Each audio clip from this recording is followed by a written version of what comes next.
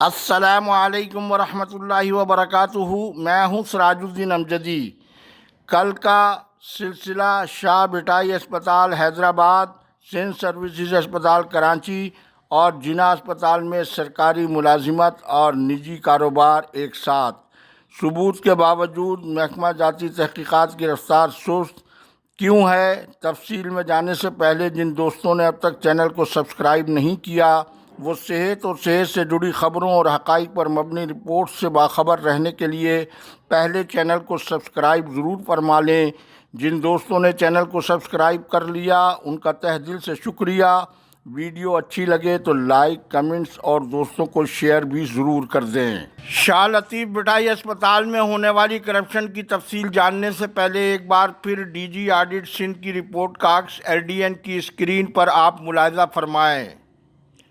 آپ نے عکس ملاحظہ کیا؟ مذکورہ رپورٹ کے مطابق حکومت سندھ کے مالی سال برائے 2023-24 2024-25 کے دوران آڈٹ رپورٹ کے مطابق 41,39,92,000 روپے کی تقرریاں مقررہ بھرتی کے طریقہ کار کی کھلم کھلا خلاف ورزی کرتے ہوئے کی گئی ہیں۔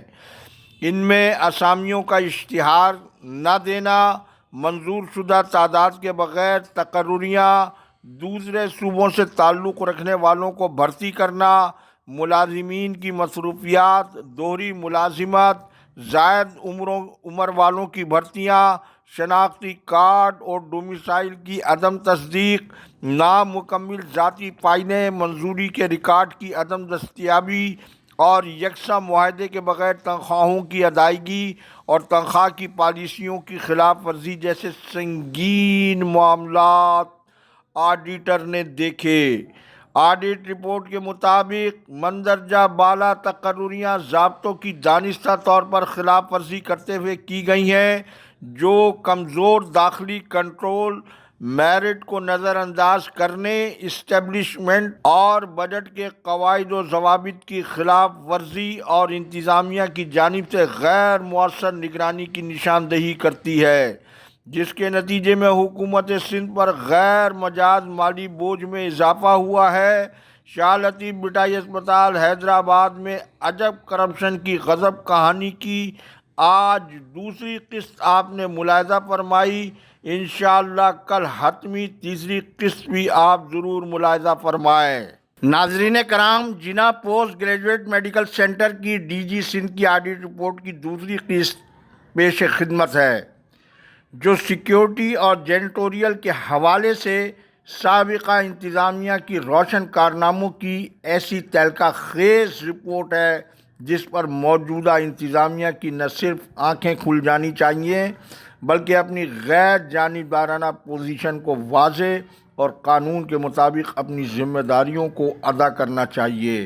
پہلے آپ ہماری اسکرین پر DG آڈٹ سندھ کی رپورٹ کا عکس ملاحظہ فرمائیں۔ عکس آپ نے دیکھا۔ مذکورہ آڈٹ رپورٹ مالی سال برائے 2024-25 سیکیورٹی اور جینیٹوریل سروسز میں سنگین بے قاعدگیوں پر مشتمل ہے، جو 4,35,88,000 روپے پر مشتمل ہے اور قواعد کے برعکس چوکیدار کی خدمات، بے قاعدہ بھرتی رولز 1 من سیٹ SSP 0106/21/20 2AM2010 کی کیو رما 2 کے ذیلی قاعدے (1) کی 2 شقوں کے مطابق 2 ذیلی شق کا مطلب یہ ہے کہ 2 یا 2 سے زیادہ فریقوں کے درمیان پروکیورمنٹ کے عمل یا معاہدے پر عمل درآمد کے لیے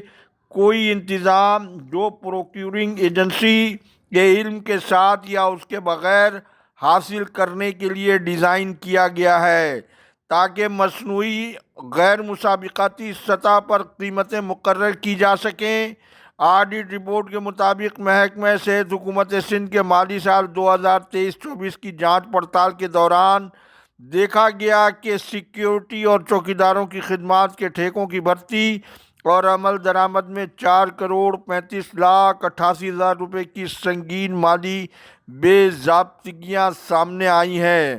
آڈٹ میں انکشاف ہوا کہ ان معاہدوں کو پروکیورمنٹ رولز، کانٹریکٹ کی شرائط اور بنیادی اندرونی کنٹرول کی ضروریات کی خلاف ورزی کرتے ہوئے یہ سب کچھ عمل میں لایا گیا تھا، جس سے اخراجات مشکوک اور غیر مستند تھے، جبکہ مذکورہ رپورٹ کا مزید آخری اور حتمی حصہ انشاءاللہ کل کی رپورٹ میں۔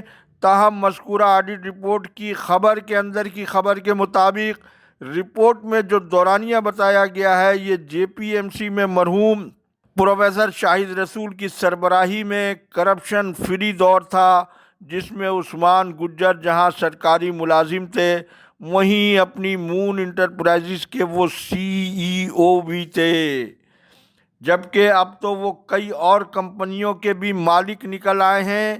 سوال یہ پیدا ہو رہا ہے کہ عثمان گجر جیسے قومی ملزم کو الزام سامنے آنے کے باوجود انہیں شاہانہ پروٹوکول کون سی اندیکھی شخصیت کے کہنے پر دیا جا رہا ہے؟ عثمان گجر کھلا نیب کا کیس ہے، لیکن اس وقت مزید تفصیل میں جائے بغیر وزیر صحت ڈاکٹر عذرا فضل پیجوہو کی موجودگی میں پریس کے سامنے ہسپتال کی انتظامیہ نے عثمان گجر کی بغیر معطل کیے تحقیقات کو ایک ہفتے میں مکمل کرانے کی جو یقین دہانی کرائی تھی، اب تو کئی ہفتے گزر گئے، تحقیقات کیوں مکمل نہ ہو سکی؟ جبکہ مذکورہ آڈٹ رپورٹ میں بھی عثمان گجر ہی کلیدی کردار کے حامل نظر آ رہے ہیں۔ مزید تہلکہ خیز رپورٹ انشاءاللہ کل کی خصوصی رپورٹ میں۔ ناظرین کرام، آج کی خصوصی رپورٹ میں سندھ سروسز ہسپتال کراچی میں 20,94,66,000 روپے ادویہ خریداری میں گھپلے کی دوسری قسط پیش خدمت ہے۔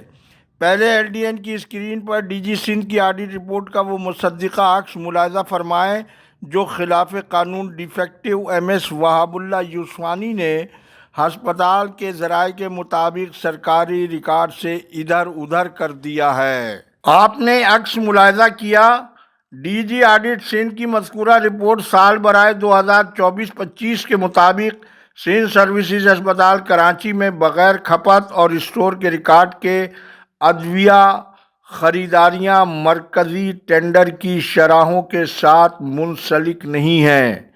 مریضوں کے سروس ریکارڈ کے بغیر جاری کردہ ادویات مشکوک اسناد اور درج کردہ سپلائرز کے ساتھ رپورٹ میں بتایا گیا ہے۔ کھپت کے کھاتوں کی عدم دیکھ بھال اور استعمال کے ریکارڈ کی معاونت جی ایف آر کے قاعدے 148 کی سنگین خلاف ورزی ہے۔ وارڈ میں داخل مریض اور اشیاء کے حساب سے کھپت کے اعداد و شمار کی عدم موجودگی میں ادویہ و دیگر استعمال کی اشیاء کے حقیقی استعمال کی تصدیق نہیں ہو سکی۔ یہ صورتحال عوامی وسائل کے غلط استعمال، چوری، ضیاع اور غلط استعمال کے خطرے کو نمایاں طور پر بڑھاتی ہے اور متعلقہ صحت کے اداروں کے اندر کمزور اندرونی کنٹرول کو ظاہر کرتی ہے۔ آج تک کے لیے دوسری قسط یہاں تک جب ہسپتال کے مالی اختیار کے حامل ایم ایس سے لے کر جعلی اکاؤنٹنٹ، جعلی اسٹور کیپر ہوگا تو آڈٹ کے اصولوں کے بجائے کرپشن کا دورہ ہوگا، جو کہ مسلسل آڈٹ رپورٹ تو اس کی تصدیق کر رہی ہے، لیکن محکمہ صحت کے ارباب اختیار قومی خزانے کی کھلی لوٹ مار کی روک تھام میں مؤثر کردار ادا کرتے ہوئے نظر نہیں آ رہے ہیں۔ اللہ حافظ۔